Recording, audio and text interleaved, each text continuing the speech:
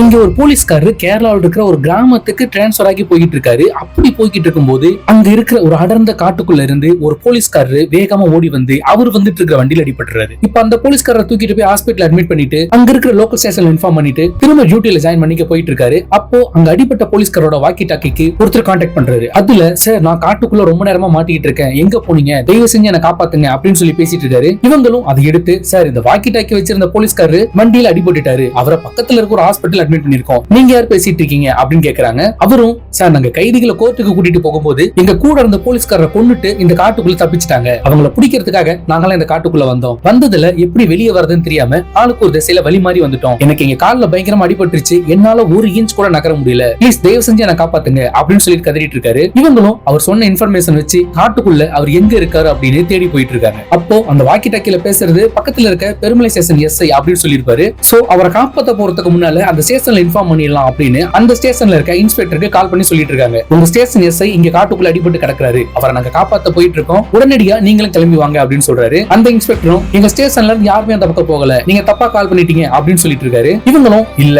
அவர் உங்க station SI தான், அவரே அடிச்சு சொல்றாரு அப்படின்னு அவர்கிட்ட ஆர்கியூ பண்ணிட்டு இருக்காங்க. இப்ப கன்ஃபியூஷனே வேணாம், நீங்களே அவர்கிட்ட பேசுங்கன்னு வாக்கி டாக்கில பேசிட்டு இருக்க அந்த போலீஸ்காரர்கிட்ட மொபைல் மூலமா அந்த இன்ஸ்பெக்டர் பேச வைக்கிறாங்க. அப்போ அந்த காட்டுக்குள்ள அடிபட்டு கிடக்கிற எஸ்ஐ, யோ முத்துவேல் எங்கேயா விட்டு போனீங்க, ரொம்ப நேரமா காலில் அடிபட்டு இங்க இருந்து கொஞ்சம் கூட அசைய முடியாம படுத்திருக்கேன், உடனே வந்து காப்பாத்துங்க அப்படின்னு சொல்றாரு. அந்த இன்ஸ்பெக்டரும் ரொம்பவே சாக்காயிடுறாரு. சாக்காகி அந்த அடிபட்ட போலீஸ்காரோட பேரு என்னன்னு கேக்குறாரு. அவரும் இவங்க கிட்ட அவரோட பேரு ஸ்டீஃபன் அப்படின்னு சொல்றாங்க. அதை கேட்டதும் இன்னும் சாக்காகிறாரு. சாக்காகி அந்த இன்ஸ்பெக்டர் இன்னும் அதிர்ச்சியான விஷயத்த சொல்றாரு. அங்க அடிபட்டு கிடக்கிற எஸ்ஐ ஸ்டீஃபன் ஆல்ரெடி இறந்து 30 வருஷம் ஆகுது, அது மட்டும் இல்லாம அவர் சொல்லிட்டு இருக்க முத்துவேல் எங்க அப்பா தான், அவரும் அந்த காட்டுக்குள்ள போய் இறந்து கிட்டத்தட்ட 30 வருஷம் ஆகுது அப்படின்னு சொல்றாரு. இவங்க அதை கேட்ட உடனே ரொம்ப சாக்காகி அவர் சொல்ற டீடைல் கேட்டுக்கிட்டே அவர் எங்க உட்கார்ந்து இருக்காருன்னு அந்த மரத்து பக்கத்துல போய் பாக்குறாங்க. போனா அங்க ஒரு எலும்பு கூடும் அவர் யூஸ் பண்ண அந்த பழைய வாக்கி டாக்கியும் அங்க இருக்கு.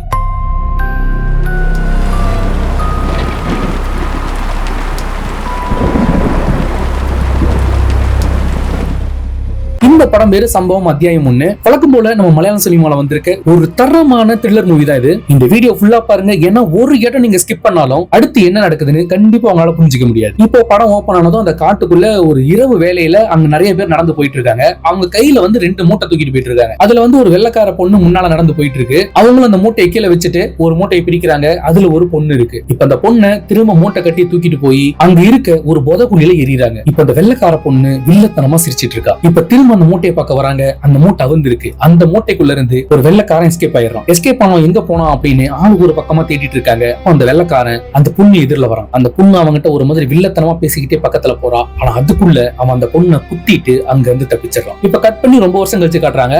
இப்ப அந்த காட்டுக்குள்ள நிறைய பேர் ஆளுக்கு ஒரு திசையில இருக்காங்க. சில போலீஸ்காரங்க யாரையோ தேடிட்டு இருக்காங்க. அப்புறம் சில பொண்ணுங்க பசங்க கன்னோட அங்க சுத்திட்டு இருக்காங்க. அந்த பொண்ணுங்க சுட்டதுல ஒருத்தருக்கு அடிபட்டுருது. அவரோட ரத்தம் ஒரு சொட்டு அந்த பகுதியில விழுந்த உடனே அந்த இடமே பயங்கரமா இருளால சூழப்படுது. அது மட்டும் இல்லாம ஆயிரக்கணக்கான வவ்வால்கள் கத்துற மாதிரி ஒரு பயங்கரமான சத்தம் கேக்குது. இப்போ சடனா அது ரிலீஸ் ஆயிடுது. இப்போ கனவுல இருந்து ஹீரோ எழுந்திருக்கிறாரு. இவரு தான் அந்த படத்தோட ஹீரோ. அவர் வந்து அவரோட வைஃப் ஹாஸ்பிட்டல் கூட்டு வந்திருக்காரு. அவரோட வைஃப் வந்து கன்சீவா இருக்காங்க. சோ ஹாஸ்பிட்டல்ல டாக்டரை பார்த்து செக்அப் எல்லாம் பண்ணிட்டு சோ எப்ப டெலிவரி வரணும் அப்படின்லாம் பேசிட்டு இருக்காங்க. சோ டாக்டரும் டெலிவரி டேட் சொல்லிட்டு முத நாளே கொண்டு வந்து அட்மிட் பண்ணிடுங்க அப்படின்னு பேசிட்டு இருக்காங்க. இவரு ஒரு போலீஸ்காரர் தான் இருப்பாரு. இவருக்கு வந்து டிரான்ஸ்பர் கிடைச்சிருக்கும். சோ டெலிவரி டேட் முன்னாலே இவர் டியூட்டில ஜாயின் பண்ணி ஆகணும். அதனால அவரோட ரிலேஷன்ஸ் இருக்காங்க, அவங்க பாத்துக்குவாங்கன்னு சொல்லிட்டு அவர் வைஃப் ஊர்லயே விட்டுட்டு கேரளா கிளம்பி போயிட்டு இருக்காரு. இப்ப கேரளா போய் இறங்கிட்டு அவர் டியூட்டில ஜாயின் பண்ற ஊரோட பேர் சொல்லி கேட்டுட்டு இருக்காரு. அங்க இருக்கிற கடையில அந்த ஊருக்கு உள்ள பஸ் எல்லாம் போகாது, இந்த ஜீப் ஒரு நாளைக்கு ஒரு தடவை மட்டும் வரும், அந்த ஜீப்ல ஏறி போங்க அப்படின்னு சொல்லிட்டு இருக்காங்க. இப்போ ஒரு கால் வருது. அந்த கால்ல அவரோட ரிலேஷன் யாரோ பேசிட்டு இருக்காங்க. அவரோட வைஃப்க்கு வந்து பிரசவ வலி வந்துருச்சு, ஹாஸ்பிட்டலுக்கு கூட்டி போய் அட்மிட் பண்ணிட்டு இருக்கோம், நீ ஒன்னும் பயப்படாத, நாங்கெல்லாம் கூட இருக்கோம், நாங்க கண்டிப்பா பாத்துக்கிறோம் அப்படின்னு சொல்லிட்டு இருக்காங்க. இப்ப அந்த ஜீப் கிளம்ப போகுதுன்னு ஓடி போய் அந்த ஜீப்ல ஏறிடுறாரு. இப்ப அந்த ஜீப்போட டிரைவரும் அவர் கூட இருந்தவரும் இவர்கிட்ட கொஞ்சம் திமிரா நடந்துக்கிறாங்க. இவரும் அந்த ஜீப்ல பின்னால ஏறி உட்காந்துட்டு போயிட்டு இருக்காரு. அவர் வைஃப்க்கு குழந்தை பிறந்துச்சா என்னங்கிற ஒரு பதட்டத்துல அவர் மொபைல்ல கால் பண்ணி பாக்குறாரு. ஆனா சிக்னலே கிடைக்க மாட்டேங்குது. இப்ப எதிரில உட்கார்ந்திருந்த ஒருத்தர், நீங்க ஏதோ டென்ஷனா இருக்கீங்கன்னு தெரியுது, நீங்க என்ன என் போன்ல இருந்து கால் பண்ணுங்க அப்படின்னு சொல்லிட்டு அவரோட மொபைல கொடுக்குறாங்க. அதுக்கும் இந்த வண்டியோட டிரைவரும் முன்னால உட்கார்ந்திருக்கவரும் ஒரு மாதிரி திமிரா கிண்டல் பண்ணிட்டு இருக்காங்க. வைஃப்க்கு போன் பண்றது மத்தவங்க போன்ல இருந்தெல்லாம் பண்ணக்கூடாது, அது தப்பாயிடும் அப்படிங்கிற மாதிரி கமெண்ட் அடிச்சிட்டு இருக்காங்க. இவரும் கால் பண்ணி கேட்கிறாரு. அவருக்கு பெண் குழந்தை பிறந்திருக்கிறதா சொல்றாங்க. கேட்டு ரொம்பவே சந்தோஷப்படுறாரு. இப்ப அந்த ஜீப்ல அவருக்கு மொபைல் கொடுத்தவரும் அவரோட பொண்ணும் அவருக்கு விஷ் பண்ணிட்டு இருக்காங்க.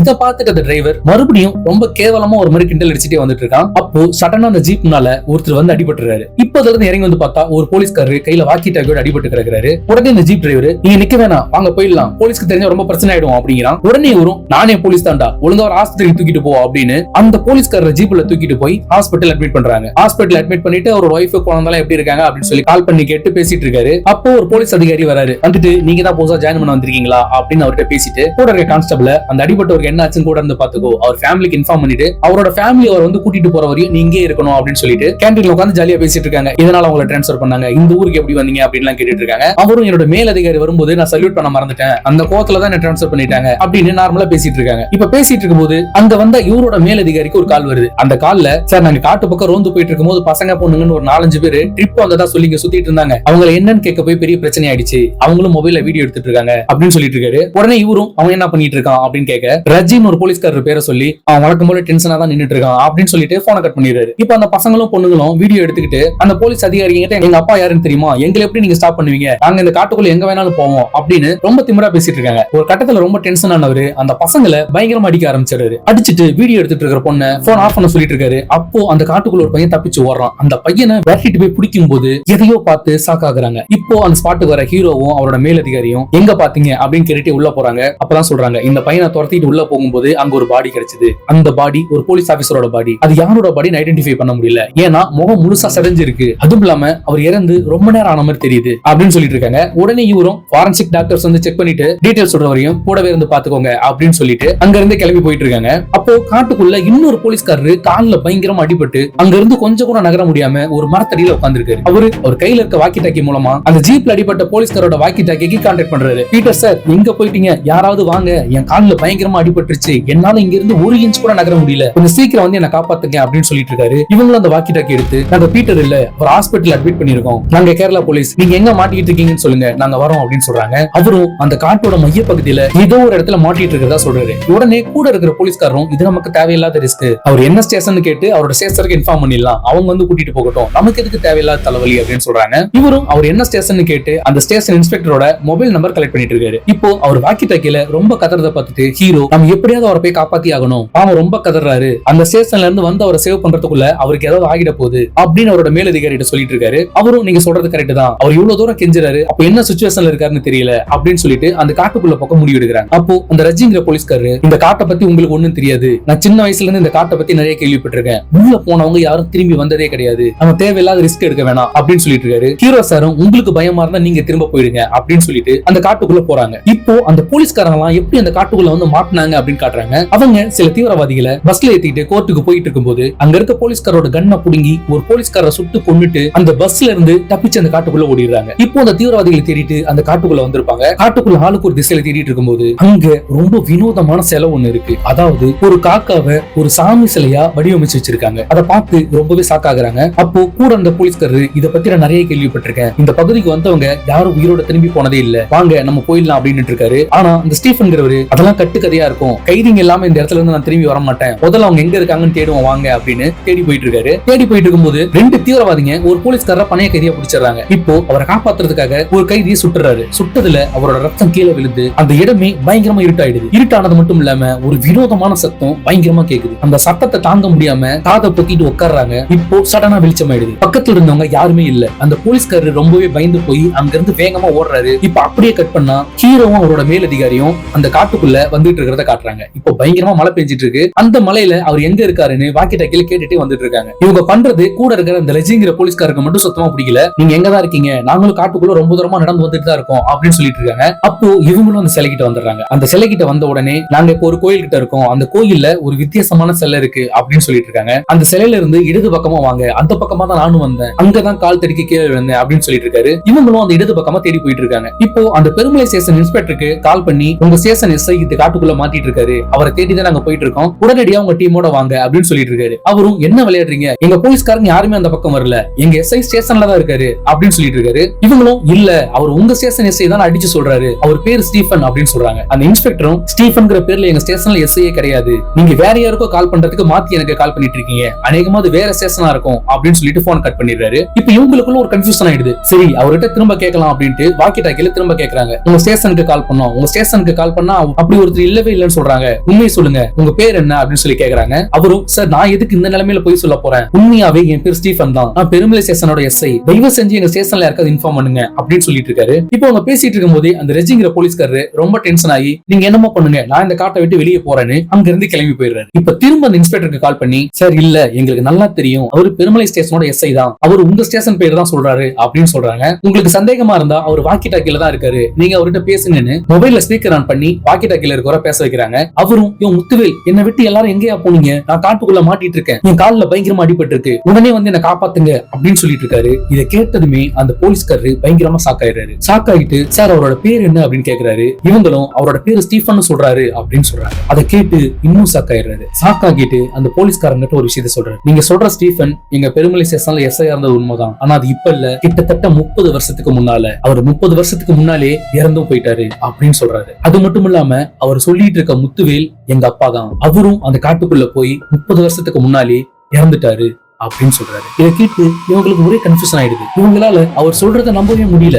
அவர் இன்னொரு விஷயமும் சொல்றாரு. நான் அடிபட்டு கிடக்கிற இடத்துக்கு பக்கத்துல ஒரு போலீஸ்காரோட பாடியும் இருக்கு. அந்த போலீஸ்காரருக்கு ஒரு 40-45 வயசு இருக்கும். அவரோட நேம் பேட்ச் கூட அசோகன் இருக்கு அப்படின்னு சொல்லிட்டு இருக்காரு. பார்த்தா இந்த ஹீரோக்கு பக்கத்துல இருக்க அவரோட மேலதிகாரோட நேம் பேட்சும் மேட்ச் ஆகுது. இப்போ இன்னும் சாக்காகிறாங்க. நீங்க எங்கதான் இருக்கீங்கன்னு சொல்லுங்க, நாங்க வந்து பாக்குறோம்னு கேட்டுட்டு இருக்காங்க. அப்போ இந்த காட்டுக்குள்ள இருக்கிறதுலே ஒரு மிகப்பெரிய மரம் ஒண்ணு இருக்கு. அந்த மரத்துல ஏகப்பட்ட கொடிகள் சுத்திட்டு இருக்கு. அந்த மரத்துக்கு கீழே தான் நான் உட்கார்ந்துருக்கேன்னு சொல்லிட்டு இருக்காங்க. இவங்களும் அந்த மரத்துக்கிட்ட போயிடுறாங்க. அந்த மரத்துக்கு கீழே போய் பார்த்தா ரொம்ப வருஷத்துக்கு முன்னால இறந்து போன 2 பேரோட எலும்பு கூட அங்க கிடக்குது. அது மட்டும் இல்லாம ரொம்ப பழைய வாக்கி டாக்கி ஒண்ணு அங்க இருக்கு. இப்ப கட் பண்ணா இன்னொரு அம்மாவை காட்டுறாங்க. அவங்க பசங்களோட ஜீப்ல வந்துட்டு இருக்காங்க. ஜீப்ல வந்து ஹாஸ்பிட்டல்ல பீட்டர்ங்கிற போலீஸ்காரரை எந்த வார்ட்ல அட்மிட் பண்ணிருக்காங்கன்னு கேட்டு உள்ள பாக்க போயிட்டு இருக்காங்க. அப்போ அங்க காவலுக்காக நிக்க வச்சிருந்த கான்ஸ்டபிள் இவங்களுக்கு கால் பண்றாரு. கால் பண்ணி, சார் அந்த பீட்டரோட ஃபேமிலி இங்க வந்திருக்காங்க, இங்க பெரிய பிரச்சனை ஆயிட்டு இருக்கு அப்படின்னு சொல்றாரு. ஒரு வயசான அம்மாவும் 2 பசங்களும் வந்து பயங்கரமா பிரச்சனை பண்ணிட்டு இருக்காங்க. பீட்டரை நாங்க பார்த்தே ஆகணும் அப்படின்னு கேட்டுட்டு இருக்காங்க. ஹாஸ்பிட்டல் அட்மிட் பண்ணி அந்த பீட்டர்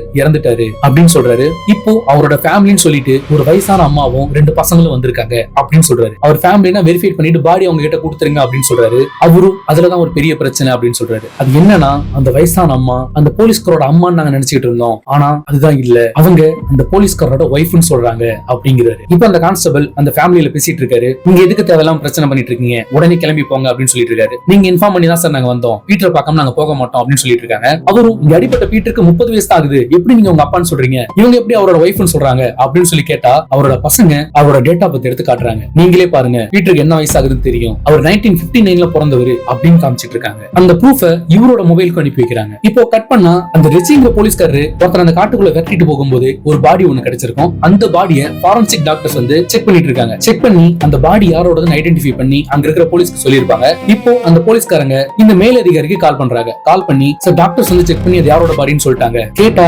உங்களுக்கே ஷாக்கிங்கா இருக்கும் அப்படின்னு சொல்லிட்டு இருக்காங்க. உடனே அவரும் பக்கத்துல இருக்க போலீஸ்காரர்கிட்ட போனை கொடு அப்படின்னு சொல்லிட்டு அங்க என்ன நடக்குதுன்னு கேட்டுட்டு இருக்காரு. அவரும், சார் அந்த பாடி ஃபுல்லா செக் பண்ணியாச்சு, அந்த பாடியோட ஃபேஸ் ஐடென்டிஃபை பண்ணதுல அது நம்ம ரெஜிஸ்டரோட பாடி அப்படின்னு சொல்றாங்க. இவரும், என்னையா உளறீங்க, காலையில அந்த பாடி கிடைக்கும் போது ரெஜி நம்ம கூட தானே இருந்தான், ரெஜி தானே அந்த பாடியை ஃபர்ஸ்ட் பார்த்தது, அவனோட பாடின்னு எப்படி சொல்ல முடியும் அப்படின்னு சொல்றாரு. அப்பதான் அந்த பாடியோட பாக்கெட்ல இருந்த பர்ஸ்ல அந்த போலீஸ்காரோட போட்டோ இருந்திருக்கும், அதை காட்டியிருப்பாங்க. அது மட்டும் இல்லாம உடம்புல இருக்க அங்க அடையாளங்கள், அவர் கையில போட்டிருந்த ரிங்கு எல்லாமே ரெஜிஸ்டரோடது 100% மேட்ச் ஆகுது அப்படின்னு சொல்றாரு. இப்ப அந்த போலீஸ்காரருக்கும் ஒண்ணுமே புரியாம மொபைல கட் பண்ணிடுறாரு. இப்ப திரும்ப மழை பெய்யுது. அந்த ரெஜிங்கிற போலீஸ்காரரு அங்க இருக்கிற ஒரு புதக்குழியில விழுந்துடுறாரு. விழுந்து காப்பாத்துங்கன்னு கத்திட்டு இருக்காரு. இப்போ இவங்க 2 பேரும் ஓடி வந்து காப்பாத்த ட்ரை பண்ணிட்டு இருக்காங்க. அந்த நேரத்துல இந்த மேலதிகாரோட கையில ஒரு சின்ன காயம் ஏற்பட்டு அதுல ஒரு சொட்டு ரத்தம் கீழே பூமியில விழுந்துரு. இப்ப உடனே அந்த இடமே பயங்கரமா இருட்டாகி ஒரு வினோதமான சத்தம் பயங்கரமா கேட்க ஆரம்பிக்குது. இந்த சத்தத்தை கேட்க முடியாம கன் எடுத்து மேல சொல்றாரு. அதோட கட் ஆகுது. இப்ப பார்த்தா ஹீரோ சார் இந்த படத்தோட ஸ்டார்டிங் சீன்ல ஒரு வெள்ளக்கார பொண்ணு 2 பேரை மூட்டை கட்டி தூக்கிட்டு வந்துச்சுல,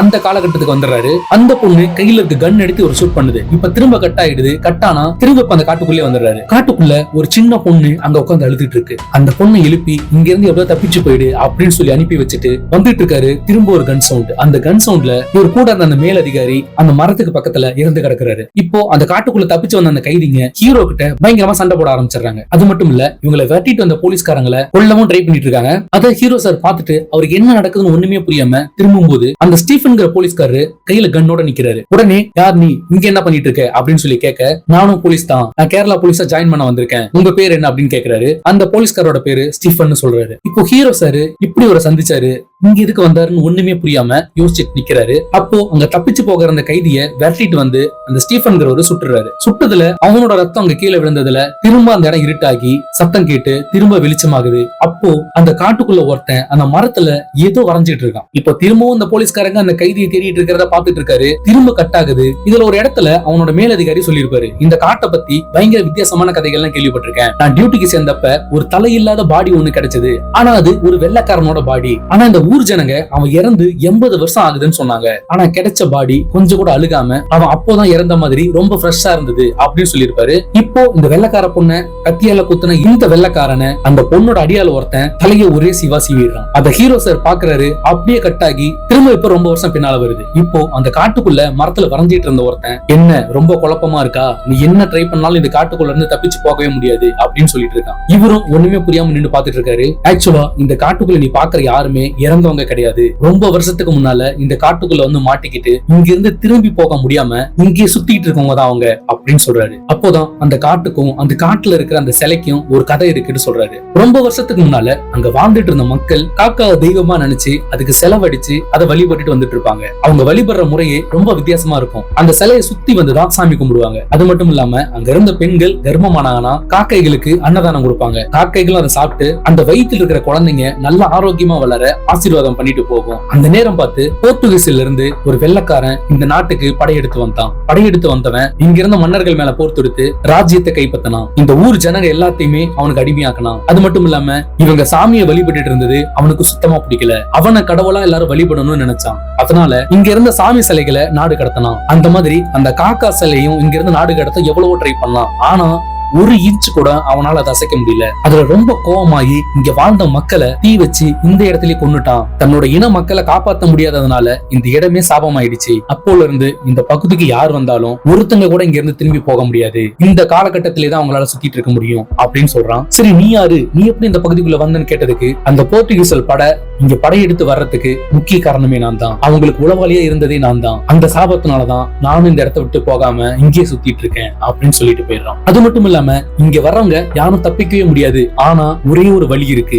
அப்படின்னு சொல்லிட்டு அங்க இருந்து போயிடுறான். இப்ப திரும்ப அந்த ரெஜிங்கிற போலீஸ்காரரு அந்த புதகுழியில மாட்டிட்டு இருக்கிற ஹீரோ பாத்துட்டு இருக்காரு. ஹீரோவும் அவரோட மேலதிகாரியும் காப்பாத்த ட்ரை பண்றத ஹீரோவே ஒரு ஓரமா நின்னு பாத்துட்டு இருக்காரு. இப்ப அதே போல ரத்தம் கீழே விழுவுது. அவரு கன்ல ஷூட் பண்றாரு. திரும்ப ஹீரோவும் அந்த வெள்ளைக்காரன் காலகட்டத்துக்கு வந்துடுறாரு. இப்ப கட் பண்ணா ஒரு ஸ்கூல் பையனை காட்டுறாங்க. அந்த ஸ்கூல் பையனும் அந்த பையனோட அக்காவும் அந்த காட்டு பக்கம் போய்கிட்டு இருக்கும்போது அந்த பொண்ணு அந்த காட்டுக்குள்ள ஓடி போய் தொலைஞ்சு போயிருப்பா. இப்ப கட் பண்ணா ரெஜியை காட்டுறாங்க. ரெஜி அக்கா கத்திக்கிட்டு அந்த குழியில இருந்து மேல வந்து அந்த ஸ்கூல் பொண்ணு பின்னால ஓடிட்டு இருக்காரு. அநேகமா அந்த ஸ்கூல் பையனா வந்தது இவருதான். இவரோட அக்கா தான் சின்ன வயசுல இந்த காட்டுக்குள்ள வந்து காண போயிருப்பாங்க. இப்போ ஒரு ஓடி வரும்போது அந்த காட்டுக்குள்ள சில ஸ்டூடெண்ட்ஸ் கையில கன்னோட நின்னுட்டு இருக்காங்க. அதுல இருந்து ஒரு பொண்ணு ஷூட் பண்ணதுல அந்த ரெச்சிங்கிற போலீஸ்காரரு அங்கேயே இறந்துடுறாரு. இப்ப அங்க ஓடி வந்த ஹீரோ சாரை பார்த்து அந்த பொண்ணு பயங்கரமா ஷாக் ஆகுது. திரும்ப கட் பண்ணிடுறாங்க. கட் பண்ணி ஓபன் பண்ணா இந்த கைதிங்க அங்க இருக்கிற போலீஸ்காரங்களை கொல்ல ட்ரை பண்ணிட்டு இருக்காங்க. இப்போ ஹீரோக்கு ஒரு விஷயம் புரியுது.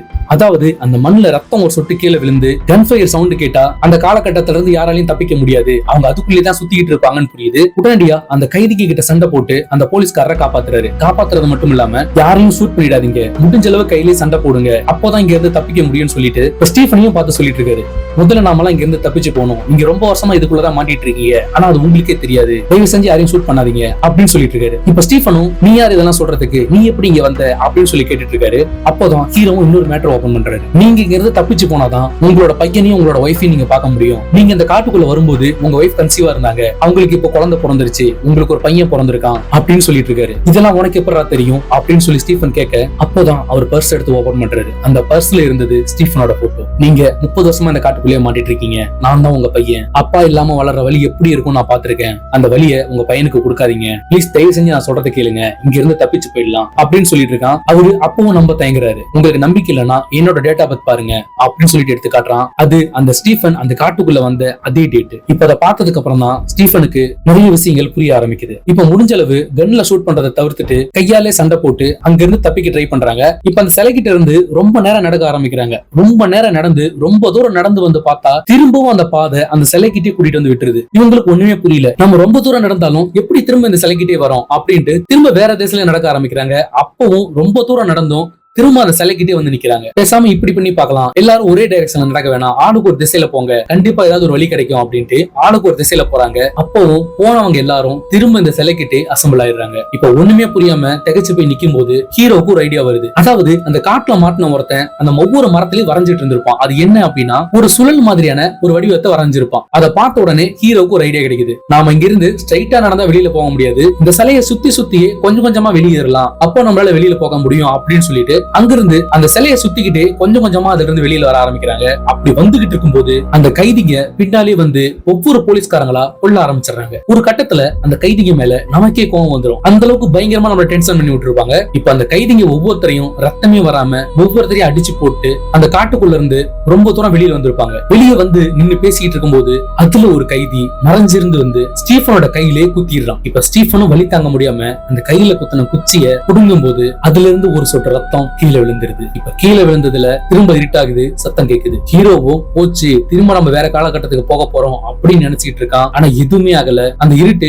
கொஞ்சம் கொஞ்சமா பகலாயிடுது. இப்போ அங்க ஒரு வண்டி வர சத்தம் கேட்டு அங்க இருந்து வேகமா ஓடி வராங்க. அந்த காட்டுக்குள்ள ஒரு கார் ஒண்ணு வந்துட்டு இருக்கு. இப்ப அந்த காரை வழிமறிச்சு நாங்கெல்லாம் போலீஸ், இவங்களை பெருமலை ஸ்டேஷன்ல இறக்கி விட்டுரு அப்படின்னு ஸ்டீஃபனையும் பீட்டரையும் அந்த கார்ல ஏத்தி விட்டுட்டு ஹீரோ அங்கேயே நிக்கிறாரு. இப்ப ஸ்டீஃபனும் நீ மட்டும் ஏன் இங்கே இருக்க, நீ எங்க கூட வந்துருன்னு கேட்க, இல்ல நான் என்னோட காலகட்டத்துக்கு திரும்பி போய் ஆகணும், நீங்க போங்க அப்படின்னு அனுப்பி வச்சுட்டு இப்ப திரும்ப ஹீரோ அந்த சிலைக்கிட்டே வந்து நின்னு கன் எடுத்து அவரே ஷூட் பண்ணிக்கிறாரு. இப்ப கட் பண்ணி ஓபன் பண்ணா ஹீரோ சார் ஹாஸ்பிட்டல்ல அவரோட குழந்தையோட டெலிவரிக்காக வெயிட் பண்ணிட்டு இருக்காரு. பக்கத்துல அவங்க அப்பாவா ஸ்டீஃபன் இருக்காரு. அந்த காலகட்டத்துக்கு போய் ஸ்டீஃபனோட உயிரை காப்பாத்தினதுனால ஸ்டீஃபன் இந்த காலகட்டத்துல ஹீரோவோட அப்பாவா கூடவே இருப்பாரு. இப்ப ஹீரோக்கு ஒரு பெண் குழந்தையும் பிறந்துரும். ஹீரோவும் அதை கையில தூக்கி கொஞ்சிட்டு கேரளால இருக்கிற அந்த ஊருக்கு டிரான்ஸ்பர் ஆகி போயிட்டு இருக்காரு. இப்போ ஹீரோவை வேற 2 போலீஸ்காரங்க வந்து பிக்கப் பண்ணி கூட்டிட்டு போயிட்டு இருப்பாங்க. ஹீரோ சாரும் அப்பா ஒரு வழியா எல்லா பிரச்சனையும் முடிஞ்சது அப்படின்னு நினைச்சிட்டு போயிட்டு இருக்கும்போது அங்க ஒரு கார் பிரேக் டவுன் ஆகி நிக்குது. உடனே அந்த போலீஸ்காரங்க நம்ம அசோகன் சாரோட கார் தானே அப்படின்னு சொல்லிட்டு ஜீப்பை ஓரம் கட்டுறாங்க. பார்த்தா அந்த பழைய காலகட்டத்துல இவரோட மேலதிகாரியா வந்து அசோகன்கிற இன்ஸ்பெக்டர் நின்னுட்டு இருக்காரு. அதை பார்த்த உடனே ஹீரோக்கு ரொம்ப ஷாக் ஆயிடுது. இப்ப அவரை ஜீப்ல ஏத்திட்டு போயிட்டு இருக்காங்க. ஸ்டார்டிங் சீன்ல அந்த அசோகன் எப்படி பேசிருப்பாரோ அதே மாதிரி ஹீரோட்ட பேசிட்டு வந்துட்டு இருக்காரு. நீங்க என்ன ஊர்ல இருந்து வரீங்க, எதனால அவங்க டிரான்ஸ்பர் பண்ணாங்க அப்படின்னு பேசிட்டு வந்துட்டு இருக்காரு. ஹீரோக்கு ஒண்ணுமே புரியாம இப்ப ஷாக் ஆகிட்டு இருக்கும்போது அந்த ஜீப்ல யாரோ வந்து அடிபட்டுறாங்க. ஹீரோ ரொம்பவே பயந்து போய் அதே இடத்துல திரும்ப அதே மாதிரி சம்பவம் நடக்குதுன்னு அங்க இருந்து இறங்கி வந்து பார்த்தா ஒரு பொண்ணு அடிபட்டு கிடக்கும். இப்ப அந்த பொண்ணை தூக்கிட்டு போய் ஜீப்ல போட்டுக்கிட்டு பக்கத்துல இருக்க ஹாஸ்பிட்டல் கூட்டிட்டு போலான்னு கூட்டிட்டு போயிட்டு இருக்காங்க. அப்போதான் ஹீரோக்கு இன்னொரு சாக்கு. அந்த பொண்ணோட மொபைல கையில வாங்கி பாக்குறாரு. அந்த பொண்ணோட அப்பாவோட சேர்ந்து எடுத்துக்கிட்ட போட்டோ இருக்கு. அந்த அப்பா வேற யாரும் இல்ல, ஹீரோ தான். இப்ப அந்த பொண்ணு ஹீரோ சாரை பார்த்து அப்பான்னு சொல்லிக்கிட்டே உயிரை விட்டுருது. ஹீரோ பாஸ்டுக்கு போய் அவரோட அப்பாவை காப்பாத்தின மாதிரி இப்ப அந்த ஹீரோட பொண்ணும் வளர்ந்து இந்த காலகட்டத்துக்குள்ள மாட்டிருக்கும். அந்த காரை நிறுத்திட்டு இறங்கி வந்து அவரோட ஒய்ஃப்க்கு கால் பண்ணி நம்ம பொண்ணு என்ன பண்ணிட்டு இருக்கா அப்படின்னு கேக்குறாரு. அவர் ஒய்ஃபும் தூங்கி எழுந்து அழுதுட்டு இருக்கா அப்படின்னு சொல்லிட்டு இருக்காங்க. இப்போ ஹீரோ சார் போனை கட் பண்ணிட்டு பார்க்கும்போது அந்த காட்டுக்குள்ள இருந்து அந்த போர்ச்சுகீஸ்ல இருந்து படையெடுத்து வந்த வெள்ளக்காரன் குதிரையில வந்து ஒரு சாட்டான் மாதிரி பாத்துட்டு இருக்கான். அதோட இந்த படத்தோட பார்ட் 1 முடிஞ்சிருது. இந்த படம் இப்போ ஓடிடில அவைலபிளா இருக்கு. இந்த படத்தோட பேரு சம்பவம் அத்தியாயம் 1. படத்துல ஒரு சீன் கூட மிஸ் பண்ணாம பாருங்க, அப்போதான் இந்த படம் ஃபுல்லா உங்களுக்கு புரியும். இந்த படம் மலையாளம் சினிமாவில மீண்டும் ஒரு பிளாக் பஸ்டர்னே சொல்லலாம். இந்த வீடியோ உங்களுக்கு பிடிச்சிருந்தா லைக் பண்ணுங்க and மறக்காம நம்ம பிளாஸ்ட் யூடியூப் சேனலை சப்ஸ்கிரைப் பண்ணுங்க. திரும்ப இதே போல இன்னொரு இன்ட்ரெஸ்டிங் வீடியோட உங்க எல்லாரையும் சந்திக்கிறேன். and this is Vijayakumar signing off. Bye.